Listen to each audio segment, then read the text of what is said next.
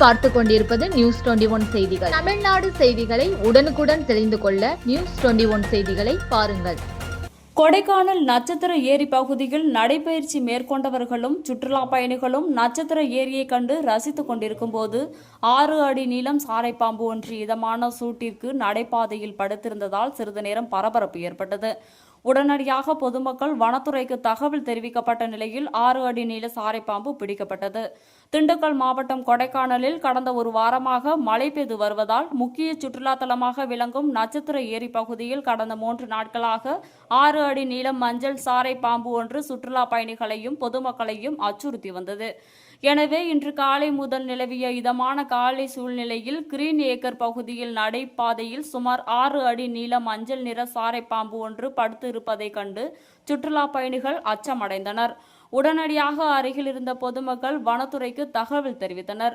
உடனடியாக வனத்துறை அதிகாரிகள் அந்த 6 அடி நீள மஞ்சள் சாரை பாம்பினை பிடித்து அடர்ந்த வனப்பகுதிக்குள் விட்டனர். பட்டப்பகலில் முக்கிய சுற்றுலா பகுதிகள் 6 அடி நீளம் பாம்பு ஒன்று படுத்திருந்தது சிறிது நேரம் பரபரப்பை ஏற்படுத்தியது. நியூஸ் 21 செய்திகளுக்காக செய்தியாளர் கூல் சுரேஷ்.